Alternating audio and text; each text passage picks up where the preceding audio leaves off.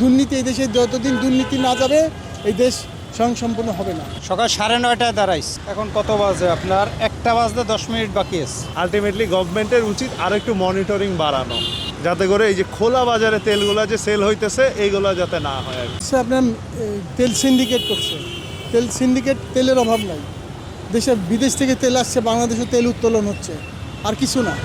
এই সিন্ডিকেটের কারণে জনগণের ভোগান্তি আমরা তো দেখতেছি, ফেসবুক দেখতেছি, টিভিতে এগুলো ছাড়তেছে না, এগুলো সব সিন্ডিকেট করতেছে, আর কিছুই নাই, আর কিচ্ছু না। এই দুর্নীতি এই দেশে যতদিন দুর্নীতি না যাবে এই দেশ স্বয়ংসম্পূর্ণ হবে না। পাম্প মালিকেরও করতেছে, ব্যবসায়ীরাও করতেছে, এই সিন্ডিকেটের কারণে জনগণের আজকে বসে। সিএনজি বা এই যে প্রাইভেট কার আছে, এরা পাম্পের থেকে তেল নিয়ে দিয়ে তেল খুলে আলাদা বিক্রি করতে চায়। এটা কেন করতে চায়? যাদের কাছে করতেছে তারা তেল পাচ্ছে না। অর্থাৎ ঢাকার ভিতরে ধরেন নন ইনভার্টার এসির দামে ঘরে আনুন বিদ্যুৎ সাশ্রয়ী ইনভার্টার এসি। এখন 1.5 ton my one inverter AC মাত্র 48,900 টাকা পাওয়া যাচ্ছে মিনিস্টার শোরুমে।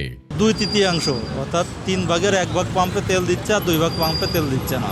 একটা যানবাহন ধরেন দূরে আছে, সে যানবাহনটা এই পাম্পে আসতে পারতেছে না, সে তেল নেবে কিভাবে? তা এখন আমার কাছে কথা হচ্ছে যে তেল সংকট হোক আর যেটা হোক, এটা তো সরকার ভালো জানে, সরকার জেনে শুনে তো এই সিদ্ধান্তগুলো নিচ্ছে। কিন্তু আমার প্রশ্ন হচ্ছে যে সরকারের করা উচিত সব পাম্পে অন্তত কম বেশি তেল দিক, ঢাকার ভিতরে সব পাম্পে কম বেশি দিক, যে পাম্পে বেশি দেওয়া দরকার সেই পাম্পে বেশি দিক, যেখানে কম দেওয়া দরকার কম দিক, কিন্তু সবাই যেন তেলগুলো পায়।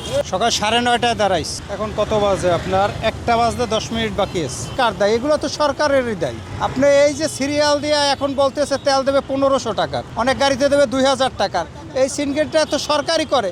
একটা গাড়িতে যদি ট্যাঙ্কি ভইরা তেল দেয়, ওই গাড়িটা আর 15 দিনের তেলের প্রয়োজন হয় না, 1 সপ্তাহে তেলের প্রয়োজন হয় না। ওই গাড়ি আজকে আপনি আমার 2000 টাকার তেল দেবেন, আমি কালকের দিন বাদ দিয়ে আবার পরশু দিন এসে সিরিয়ালে দাঁড়াই যায়। তাহলে কি হইলো? সিন্ডিকেটটা কাদের জন্য হচ্ছে?